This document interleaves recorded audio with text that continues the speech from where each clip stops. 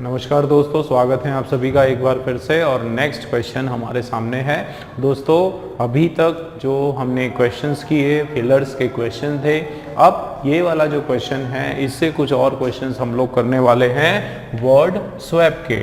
दोस्तों word swap बोलो आप, चाहे इसको वर्ड रिप्लेसमेंट कहो, लेकिन इसमें मैं क्या करना है मैं आपको बता देता हूँ। देखो कलर्ड आपके सामने 4 वर्ड्स हैं, क्रूड, वॉयेजर्स, ट्रेजर और फॉलो। आपको बस ये देखना है कि सेंटेंस के हिसाब से, ठीक है, सेंटेंस के कॉन्टेक्स्ट के हिसाब से ये जो पर्टिकुलर वर्ड यहाँ पर है इनका प्लेसमेंट बिल्कुल राइट है या फिर नहीं है, बस इतना आपको कंफर्म करना है। अब इसको करने का जो तरीका है क्या देखना होता है, सबसे पहले हमको जो है क्या देखना है, इसका स्पेलिंग देखना है।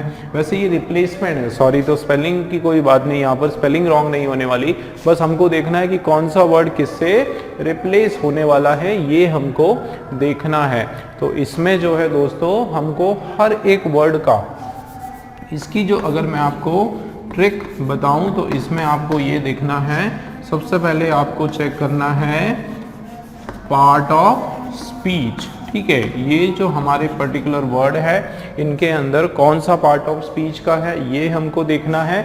और एक मैं आपको बहुत इंपॉर्टेंट ट्रिक बताता हूँ दोस्तों, आपको देखना है फिक्स वर्ड। फिक्स वर्ड का ये मतलब होता है दोस्तों, कोई एक आप वर्ड ऐसा देखो कि इसका ये मतलब होता है कि ये वर्ड जो है अपनी जगह से किसी भी कीमत से रिप्लेस नहीं होने वाला है, इसकी जो पोजीशन है वहाँ पर बिल्कुल बराबर है। ऐसा कोई वर्ड अगर हमको पता चलता है तो वो भी हम लोग जो है इसमें देख सकते हैं, ठीक है। ये 2 तरीके से हम लोग करेंगे। बेसिकली यही तरीका है कि आप कोशिश करें कि उस वर्ड के बारे में थोड़ी एक्स्ट्रा इन्फॉर्मेशन, ज़्यादा से ज़्यादा इन्फॉर्मेशन उसके बारे में निकालें, ठीक। और जाहिर सी बात है, थर्ड जो सबसे इम्पॉर्टेंट बात है कि ये पूरे सेंटेंस का जो मीनिंग है वो तो बिल्कुल आपको समझ में आना चाहिए, ठीक है। उसके बिना तो कोई काम जो है हमारा नहीं चलने वाला है, ठीक है दोस्तों।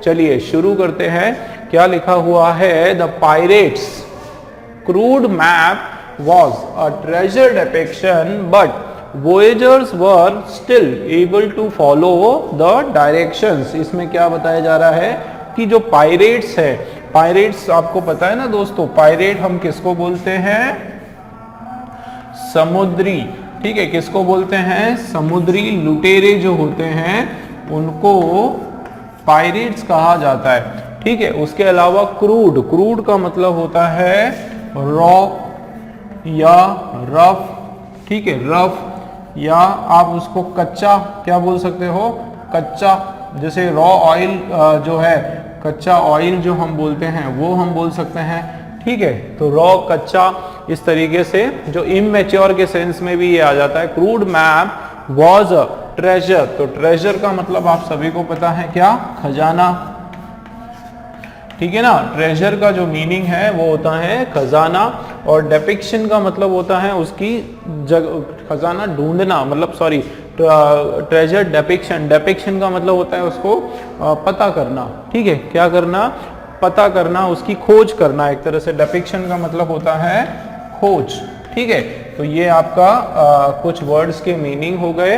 आगे देखते हैं, बट द वॉयेजर्स, तो वॉयेजर्स का मतलब होता है सी ट्रैवलर, ऐसे लोग जो समुद्री यात्रा करते हैं, बहुत लंबी दूरी की जहाज से जो यात्रा करते हैं, किसी आप बोल सकते हो कोई इन्वेंशन, कोई डिस्कवरी के पर्पस से या कुछ चीज़ें खोजने के पर्पस से, वॉयेज है ना, खोजने के पर्पस से बेसिकली वो करते हैं। तो आप वॉयेजर जो वर्ड है इसका मतलब होता है सी ट्रैवलर्स, ठीक है, क्या होता है, सी ट्रैवलर्स, ये इसका मीनिंग हो गया। अब आगे देखते हैं दोस्तों, थोड़ा जोर से मैं इसलिए बोल रहा हूँ क्योंकि जैसे आप सुन पा रहे हो बाहर थोड़ा शोर ज़्यादा हो रहा है, तो इसलिए आप थोड़ा सा इसको एडजस्ट करें, ठीक है। Voyagers were still able to follow the directions. आगे फिर से देखते हैं इसका, हम लोग एक मीनिंग समझने की कोशिश करते हैं कि देखो पायरेट्स जो है, डैश मैप, पायरेट का कैसा मैप, डैश मैप। अब दोस्तों मैप हमारा क्या है, आपको ये समझना पड़ेगा कि मैप जो है वो क्या है, एक नाउन है, ठीक है। मैप क्या है, नाउन है। अब इसके पहले यहाँ पर क्या आना चाहिए, इसके पहले भी यहाँ पर आना चाहिए एडजेक्टिव, क्या आना चाहिए? एडजेक्टिव। क्यों? क्योंकि मैप आपका जो है वो नाउन है, तो जाहिर सी बात है कि यहाँ पर जो है क्या आ जाएगा? एडजेक्टिव आने वाला है। चलिए, तो इसके बारे में इंफॉर्मेशन अगर हम निकालें कि ये शब्द जो है क्रूड, तो क्रूड बिल्कुल आपका क्या हो सकता है? एडजेक्टिव हो सकता है, उसमें कोई प्रॉब्लम नहीं। क्रूड हमारा क्या हो सकता है? एडजेक्टिव हो सकता है। हो क्या सकता है? क्रूड हमारा क्या है? एडजेक्टिव है। आगे देखते हैं, वॉज अ ट्रेजर डिपिक्शन। अगर दोस्तों हम इसकी बात करें, ये वर्ड है आपका डेपिक्शन। अब डेपिक्शन भी आपका क्या है? नाउन है। डेपिक्शन क्या है आपका? नाउन है। तो जाहिर सी बात है इसके जस्ट पहले जो वर्ड आने वाला है वो वर्ड आपका क्या हो जाएगा? एडजेक्टिव हो जाएगा। भाई नाउन के पहले क्या वर्ड चाहिए हमको? एडजेक्टिव चाहिए, क्योंकि एडजेक्टिव जो होता है वही नाउन को डिफाइन करता है, वही नाउन के बारे में एक्स्ट्रा इंफॉर्मेशन देता है। दोस्तों ट्रेजर का मतलब होता है खजाना, और ये खजाना या धन दौलत या पैसा इस तरीके का, लेकिन ये आपका क्या है? नाउन है, ये आपका एडजेक्टिव नहीं है। इसका मतलब टू की जो प्लेसमेंट है वो फिक्स नहीं है, टू कहीं ना कहीं बदलाव होगा। अब कहां पर होगा, ठीक है ना, वो हम लोग आगे करेंगे, बट टू हमारा फिक्स नहीं है, ठीक है। और क्रूड मैप, इसमें हम लोग अभी डिसाइड नहीं कर पा रहे। वैसे क्या मैप ऐसा होता है क्या? कच्चा मैप, रॉ मैप, कम पका मैप या क्रूड, है ना, देखते हैं। उसमें हम लोग डिसाइड नहीं कर पा रहे हैं कि ये यहाँ पर होना चाहिए या नहीं होना चाहिए। चलिए, पर ये एक चीज तो डन है कि टू का रिप्लेसमेंट होना चाहिए। टू का जो रिप्लेसमेंट है वो होना चाहिए। क्यों होना चाहिए दोस्तों?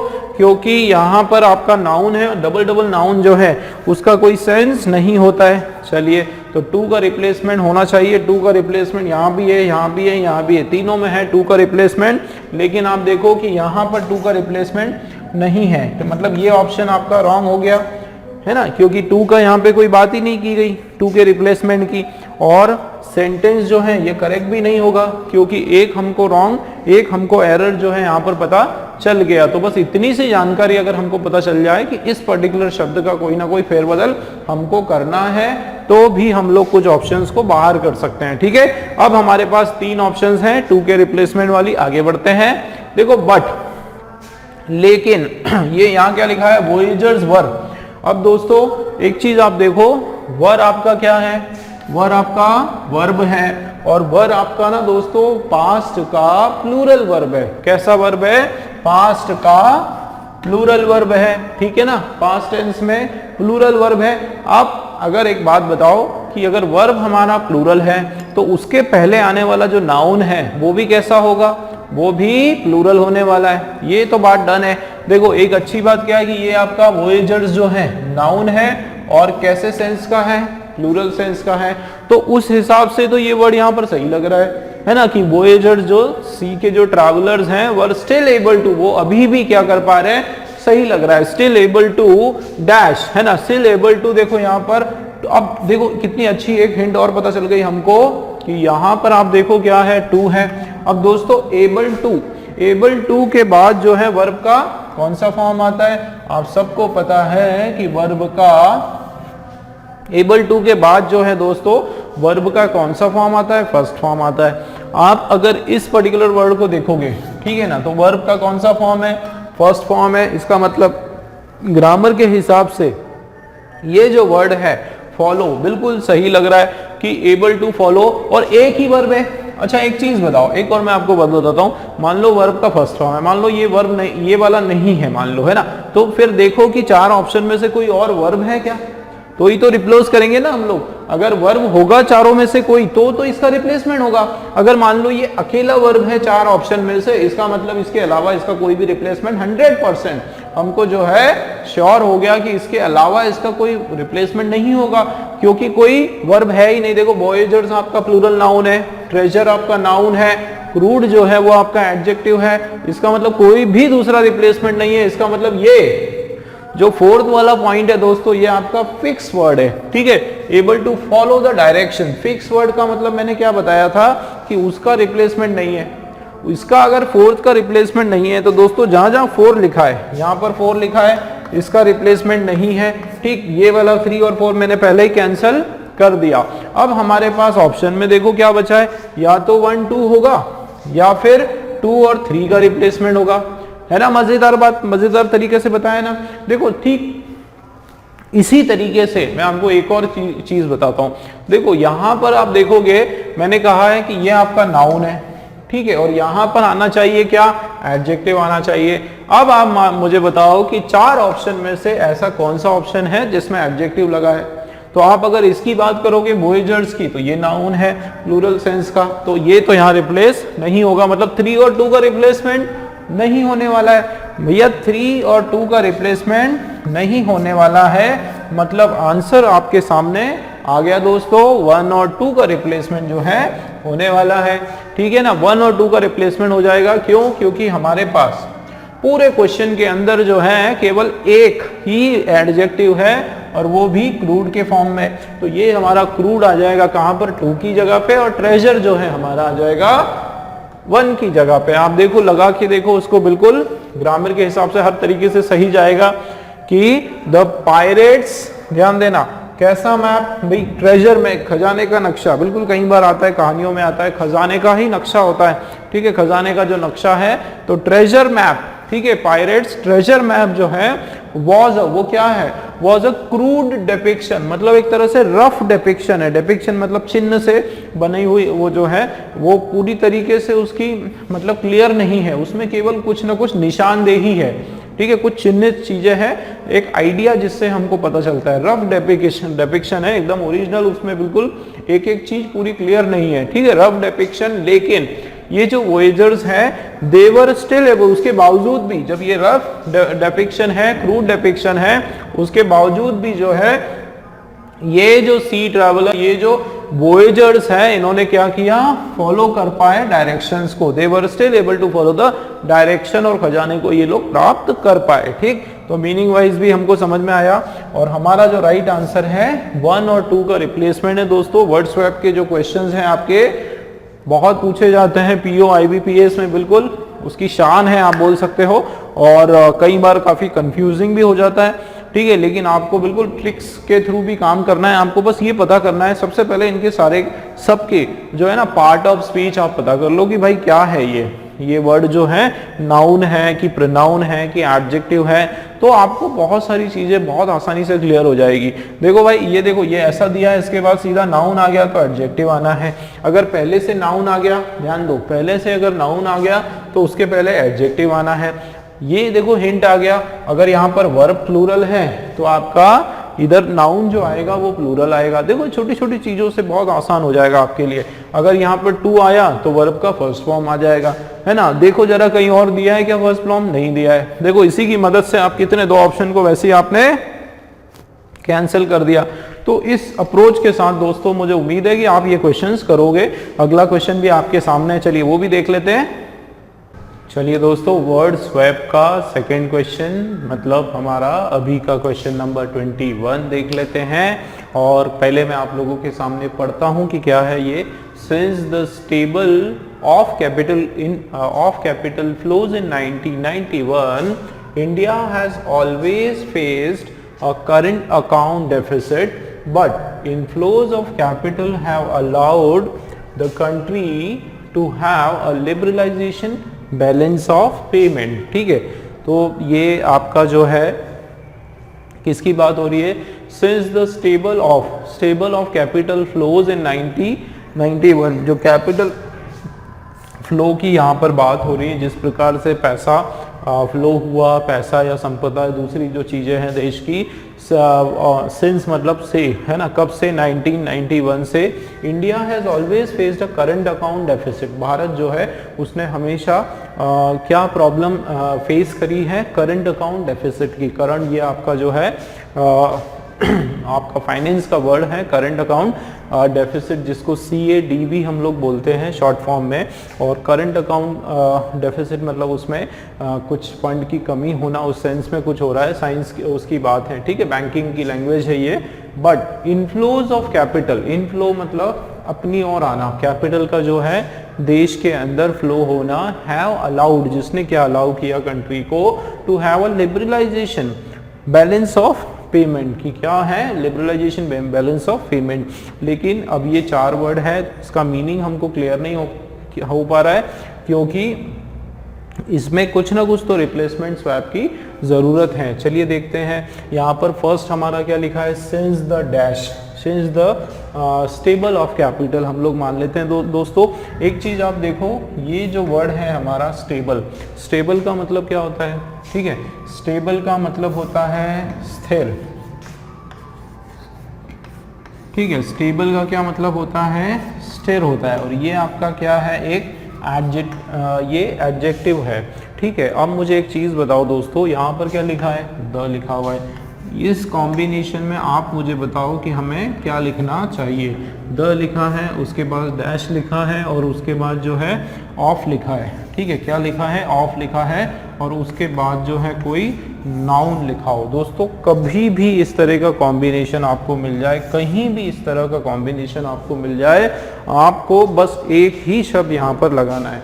कौन सा शब्द लगाना है, एक ही वर्ड, कौन सा पार्ट ऑफ स्पीच का लगाना है, नाउन का। और ये आपका एकदम यूनिवर्सली ट्रुथ है दोस्तों, यहाँ पर जो है द और ऑफ, द के साथ हमेशा नाउन आने वाला है। ये ज़रूर हो सकता है कि कोई एडजेक्टिव आए और उसके जस्ट बाद नाउन आए, लेकिन द और ऑफ के बीच में जो है नाउन आना ही चाहिए। आप समझ पा रहे हैं मेरी बात, कि द और ऑफ के बीच में कोई नाउन आना ही चाहिए। हाँ, ये हो सकता है कि जैसे मान लो यहाँ पर द है, स्टेबल है, और यहाँ पर कोई नाउन होता, जैसे कि द स्टेबल गवर्नमेंट, ठीक है, द स्टेबल गवर्नमेंट, ठीक है, द स्टेबल, देखो एक तरह से मैं बता देता हूँ, the stable government of India, ठीक है, the stable government of India. तो अब इसमें आप देखो कि द आया, उसके बाद यहाँ पर जो है आपका क्या आ गया, एडजेक्टिव आ गया, ठीक है, और उसके बाद जो है नाउन आ गया, लेकिन फिर ऑफ आ गया। तो इस तरह की सिचुएशन ज़रूर आ सकती है, लेकिन एक चीज़ तो डन है क्या, कि द आपका एक आर्टिकल है, उसके बाद जो है ऑफ प्रीपोजिशन है, इन दोनों के बीच में आपका एक नाउन तो आने वाला है ही है, ठीक, एक नाउन आपका आने वाला है। इसका मतलब यहाँ पर जो है आपका क्या आने वाला है दोस्तों, नाउन आने वाला है। लेकिन अगर हम स्टेबल की बात करें तो ये तो हमारा एडजेक्टिव है, ये क्या है, एडजेक्टिव है, इसका मतलब ए का रिप्लेसमेंट होने वाला है। दोस्तों ए का रिप्लेसमेंट होने वाला है। अब आप देखो ऑप्शन में, ये हमारे पास यहाँ पर भी है, यहाँ पर भी, यहाँ पर भी, और यहाँ पर सभी में हमारे पास ए है और रिप्लेसमेंट होने वाला है। इसका मतलब ये वाला हमारा नहीं होगा, सेंटेंस हमारा करेक्ट नहीं है। चलिए एक ऑप्शन हमने कैंसिल किया, आगे बढ़ते हैं। तो देखो क्या लिखा है कि since the stable of capital flow in 1991 India has always faced a current account deficit। अब दोस्तों अब बारी आ गई किसकी, फिक्स वर्ड की। एक बात मुझे बताओ, क्या आप करंट अकाउंट डेफिसिट इसके अलावा कुछ लिख सकते हो क्या? ये अपने आप में पूरा एक कंपाउंड नाउन है, ये पूरा एक क्या है, कंपाउंड नाउन है। करंट अकाउंट डेफिसिट एक सिंगल नाउन की तरह यहाँ पर एक्ट हो रहा है। तो उसमें आप देखो ये बिल्कुल सी, ए और डी ये इसका शॉर्ट फॉर्म है और इसके अलावा कुछ और नहीं होना है, करंट अकाउंट डेफिसिट ही होना है। इसका मतलब ये जो बी है, ध्यान देना दोस्तों, ये बी जो है हमारा ये क्या है, ये फिक्स वर्ड है, इसको हम चेंज नहीं करेंगे। इसका मतलब बी के अंदर कोई भी रिप्लेसमेंट यहाँ पर दोस्तों नहीं होने वाला है। अगर बी में रिप्लेसमेंट नहीं होने वाला है तो हम क्या करेंगे, बी वाला ऑप्शन देखो यहाँ रिप्लेसमेंट हो रहा है ना, इसको आप क्या कर दो, कैंसिल कर दो कि बी रिप्लेस नहीं होगा। उसके अलावा बी का ये वाला है बी डी, इसका रिप्लेसमेंट नहीं होने वाला है। उसके अलावा ये रहा बी सी, इसका भी रिप्लेसमेंट नहीं होने वाला है। मतलब आंसर आपके सामने प्रस्तुत हो गया दोस्तों, एडी, केवल एडी, सिर्फ एडी जो है हमारा राइट आंसर है। ठीक है, तो एक तो ये बढ़िया तरीका देखा और आगे भी देखते हैं। तो देखो ये तो रिप्लेस नहीं होगा, बट आगे और देखते हैं। इनफ्लोज ऑफ कैपिटल हैव, देखो हैव आ गया दोस्तों। अब हैव आया तो उसके बाद अगर कोई वर्ब आना है, ध्यान देना, हैव के बाद अगर कोई वर्ब आना है तो वो वर्ब हमेशा आपका सेकेंड या थर्ड फॉर्म का होने वाला है। कौन से फॉर्म का होने वाला है, थर्ड फॉर्म का होने वाला है, सेकेंड नहीं थर्ड फॉर्म का होने वाला है आपका वर्ब। अब मुझे एक चीज बताओ, देखो अलाउड हमारा क्या है, वर्ब का सेकेंड भी और थर्ड भी दोनों फॉर्म है। ठीक है, वर्ब का सेकेंड फॉर्म भी है अलाउड और थर्ड फॉर्म भी है। क्या आप मुझे एक चीज बताओ कि क्या इस अलाउड वर्ब के अलावा कोई दूसरा वर्ब है क्या चार ऑप्शंस में से? देखो स्टेबल ये एडजेक्टिव है, कोई वर्ब नहीं है। ये आपका क्या है, डेफिसिट। डेफिसिट जो है आपका एक नाउन है, ये भी वर्ब नहीं है। और लिबरलाइजेशन जो है ये भी आपका क्या है, नाउन है। दोस्तों कंसेप्ट समझो, ठीक है। आंसर आपको पहले ही पता चल गया, लेकिन मैं डिटेल में इसीलिए बता रहा हूँ ताकि आपका आगे के क्वेश्चंस भी आप सही तरीके से कर सको, ठीक है। तो लिबरलाइजेशन जो है वो भी नाउन है, मतलब हमारे पास वर्ब तो केवल एक ही बचा है। अब जब हमारे पास वर्ब एक ही बचा है मतलब वही हमारा आंसर है, ठीक है। इसका मतलब ये जो सी ऑप्शन है दोस्तों, ये भी हमारा फिक्स वर्ड है। क्या है ये, फिक्स वर्ड है। इसको जो है हम क्या नहीं कर सकते, चेंज नहीं कर सकते, है ना। इस तरीके से आपको अप्रोच से करना है। चाहे आपको मीनिंग पता ना हो, वर्ड का मीनिंग पता ना हो, सेंटेंस का मीनिंग पता ना हो, लेकिन ऐसी छोटी छोटी चीजें अगर आपको पता है, भाई कौन सा पार्ट ऑफ स्पीच कहाँ पर आने वाला है, अगर ये चीजें आपको पता है तो भी आपके लिए बहुत आसानी से आप ये क्वेश्चंस को सॉल्व कर सकते हो, ठीक है ना। सी को आप मूव नहीं करोगे तो सी देखो, सी आप मूव नहीं होगा तो ये तो वैसे ही हमने कट कर दिया। तो एक और ये तरीका हुआ, हमारा आंसर जो है अब देखो एडी क्यों होगा वो भी देख लेते हैं। देखो सिंस द हमको क्या चाहिए था, नाउन। अब नाउन हमारे पास देखो ये नाउन है तो नाउन यहाँ पर आ गया लिबरलाइजेशन, और स्टेबल जो है वो यहाँ पर आ जाएगा। अब इसका मीनिंग देखो, मीनिंग वाइज भी बिल्कुल सही जाएगा कि सिंस द लिबरलाइजेशन, लिबरलाइजेशन का मतलब होता है एक तरह से स्वाधीनता, या जिसमें जो प्राइवेट कंपनियां होती हैं। या 1992 में दोस्तों हमारे देश में जो है लिबरलाइजेशन हुआ था, जिसमें गवर्नमेंट ने जो है कुछ प्राइवेट कंपनियों को, प्राइवेट फर्मों को, प्राइवेट बैंकों को बहुत बड़े स्तर पर कुछ आज़ादी दी थी कि वो अपने हिसाब से जो है बिजनेस कर सकते हैं, फॉरेन से ट्रेड कर सकते हैं। फॉरेन कंपनियों को भी काफ़ी सारा एक जो लाइसेंस राज या कुछ जैसे जो जटिल कानून था जो है ना, उसको और आसान किया। तो वो सबका सब ओवरऑल जो है एक लिबरलाइजेशन कहलाता है। तो यहाँ पर देखो since the liberalisation of capital flows, है ना, ये लिबरलाइजेशन के दौरान कब हुआ था, ये 1991 में हुआ था। इंडिया ने हमेशा उसके बाद जो है काफ़ी सारा क्या फेस किया, करंट अकाउंट डेफिसिट फेस किया, लेकिन but inflow of capital, capital का जो आना इनके पास वो हमेशा क्या हुआ, अलाउड, उसने अलाउ किया देश को, क्या अलाउ किया, the country to have a stable balance, to have a stable balance of payment, ठीक है। अब ये जो बैलेंस ऑफ पेमेंट है ना दोस्तों, ध्यान देना, BOP इसको कहा जाता है। क्या कहा जाता है, BOP। ये भी आपका जो है एक कंपाउंड नाउन है। क्या है ये आपका, कंपाउंड नाउन है। तो आप लोग इससे कंफ्यूज नहीं होना कि यहाँ पर सर एडजेक्टिव है और उसके बाद दूसरा बैलेंस है, तो ये बिल्कुल कंपाउंड नाउन है, वो एक साथ आने वाला है। ये स्टेबल बैलेंस ऑफ पेमेंट मतलब एक स्थिर बैलेंस ऑफ पेमेंट जो है प्रोवाइड करने का कार्य किया गया, ठीक। तो इसके लिए जो है हमारा AD बिल्कुल राइट हो जाएगा, सी वाला ऑप्शन दोस्तों, ठीक है। क्लियर है, अप्रोच पे ध्यान देना है दोस्तों, बहुत आसान हो जाएगा आप लोगों के लिए। चलिए नेक्स्ट क्वेश्चन करते हैं। चलिए दोस्तों नेक्स्ट वाला क्वेश्चन आपके सामने है और नेक्स्ट क्वेश्चन हम लोग करने जा रहे हैं क्वेश्चन नंबर 22। दोस्तों क्या लिखा है, China and United states have slapped tit for tat tariffs over the past few months, rattling financial markets as investors worried the escalating trade war could knock global trade and investment. फिर से इसको पढ़ के समझते हैं, China and United states have slapped, ठीक है। इसका क्या मतलब है, यहाँ पर ये वर्ड जो है स्लैप्ड, स्लैप्ड का मतलब थोपना, या एक तरह से इसका मीनिंग हो जाएगा इम्पोज्ड, ठीक है, इम्पोज्ड करना या फिर एक तरह से जबरदस्ती जो है लागू करना, है ना, उनके ऊपर एक तरह से लागू करना, ठीक है। ये इसका सेंस आ रहा है कि उन्होंने क्या किया, लागू किया, स्लैप किया, एक तरह से थोप दिया जबरदस्ती। तो किसने थोपा, चाइना और यूनाइटेड स्टेट्स ने थोपा। अब एक चीज आप देखो यहाँ पर क्या लिखा है, हैव लिखा है। दोस्तों एक चीज आप याद रखें कि हैव कभी भी आता है और उसके बाद अगर वर्ब आना होता है तो वो वर्ब का हमेशा सेकंड फॉर्म आने वाला है। कौन सा फॉर्म आने वाला है, सेकंड फॉर्म आने वाला है। उस हिसाब से इसकी पोजीशन यहाँ पर बिल्कुल सही लग रही है, ठीक है। टेंस के हिसाब से जो है ए वाले की पोजीशन बिल्कुल सही लग रही है, आगे देखते हैं। तो चाइना और यूनाइटेड स्टेट ने क्या किया, स्लैब किया। क्या किया, tit for tat tariff. Tit for tat जो है ये आपका एक ईडियम है और इसका मतलब होता है जैसे को तैसा। क्या मीनिंग इसका होता है,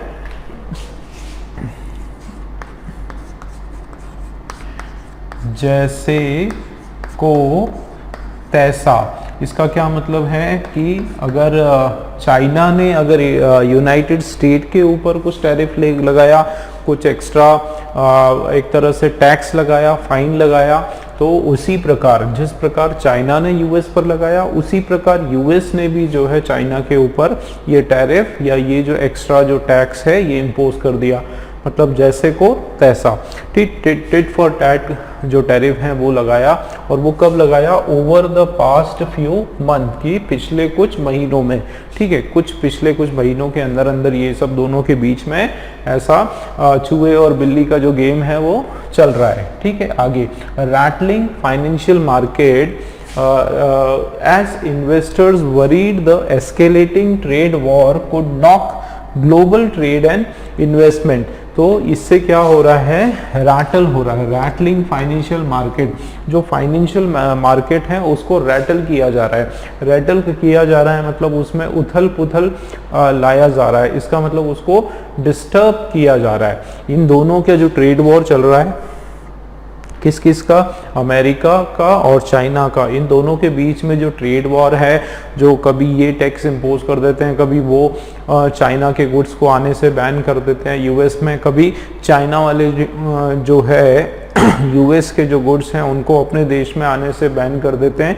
तो ये जो इन लोगों का जो झगड़ा चल रहा है, इससे क्या हो रहा है कि ये जो फाइनेंशियल मार्केट है वो रैटल हो रहा है, वो उसमें गड़बड़ हो रही है, वो उथल पुथल हो रहा है ना। तो इसको बोलते हैं वो डिस्टर्ब हो रहा है एक तरह से। रैटलिंग मतलब डिस्टर्बिंग, ठीक है ना। वो क्या हो रहा है, एक तरह से डिस्टर्ब हो रहा है फाइनेंशियल मार्केट। क्यों हो रहा है, एज इन्वेस्टर्स, जो इन्वेस्टर लोग हैं वो इस चीज के लिए चिंतित है, वरीड है। क्या, the escalating trade war. Escalating मतलब बढ़ता हुआ, एक तरह से रंग पकड़ता हुआ, रूप पकड़ता हुआ, एक तरह से इंक्रीजिंग, बढ़ता हुआ, कि ये जो एस्केलेशन, ये जो वर्ड आप लोगों ने खूब सुना होगा जब वॉर की जब बात होती है, और वॉर में जब वॉर का जो स्वरूप है वो बढ़ता जाता है। मतलब पहले हथियारों से, फिर भारी हथियारों से, और फिर बॉम्ब से, फिर एटम बॉम्ब से, न्यूक्लियर बॉम्ब से, तो ऐसे कर कर के वॉर की जो इंटेंसिटी जब बढ़ती जाती है तो उसको एस्केलेशन बोलते हैं, है ना। सिंपल भाषा में हम बोल सकते हैं कि एस्केलेटिंग या इंक्रीजिंग ट्रेड वॉर कुड, वो क्या हो सकता है, ट्रेड वॉर जो है वो क्या हो सकता है, कुड नॉक ग्लोबल ट्रेड। और इससे क्या हो सकता है, यहाँ पर नॉक का मतलब होता है झटका। ठीक है, एक झटका लग सकता है किसको, एक तरह से पूरा धक्का लग सकता है, झटका लग सकता है, या फिर एक धक्का लग सकता है।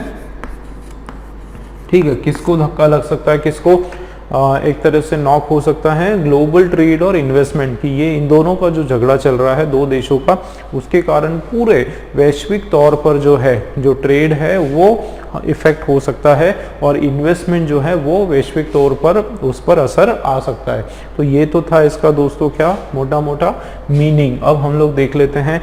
देखो, इसमें हमको करना क्या है, हमको बस ये देखना है कि क्या ये जो चार वर्ड्स आपके सामने हैं, क्या इनका रिप्लेसमेंट होना है या फिर इनकी प्लेस यहाँ पर बिल्कुल बराबर है।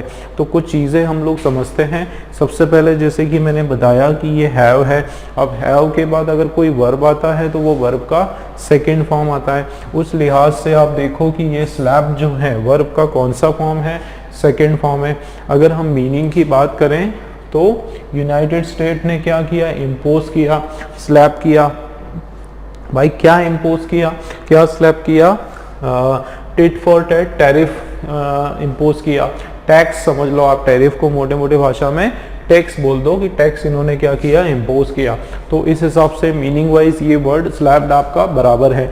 इसका क्या मतलब है दोस्तों कि ए जो है उसका कोई रिप्लेसमेंट नहीं होने वाला है। अब ए का रिप्लेसमेंट नहीं होगा तो आप देखो यहाँ पर ए और सी ये नहीं होने वाला है। ठीक है, तो ए वाला आपका कैंसिल हो गया।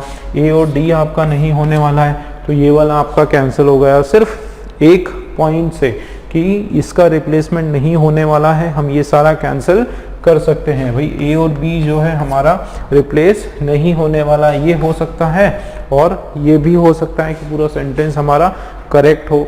लेकिन हमने क्या किया कि तीन ऑप्शंस को वैसे ही हमने क्रॉस आउट कर दिया, कैंसिल कर दिया। आगे देखते हैं, देखो आगे वाला हमारा क्या है, tit for tat tariffs over the past few months. आगे देखते हैं, रैटलिंग फाइनेंशियल मार्केट की, फाइनेंशियल जो मार्केट है उसको रैटल करते हुए, उसको डिस्टर्ब करते हुए, उसको एकदम उसको धक्का लगाते हुए, एक तरह से उसको झकझोरते हुए, है ना, जो बोलते हैं ना, उसको पूरी तरीके से एकदम डिस्टर्ब झकझोरते हुए जो है फाइनेंशियल मार्केट। तो उस हिसाब से मीनिंग वाइज भी हमको ठीक लग रहा है ये, है ना, और आईएनजी भी लग रहा है इसमें। फिर भी आगे देख लेते हैं, एज इन्वेस्टर्स वरीड। देखो इन्वेस्टर्स किस चीज के लिए वरीड है, द डैश ट्रेड वॉर। कैसा trade war, escalating trade war, बढ़ता हुआ ट्रेड वॉर, जो ट्रेड वॉर की गति जो है वो बढ़ती हुई उसके लिए है। तो चलिए आगे देखते हैं, यहाँ क्या लिखा है, कुड नॉक।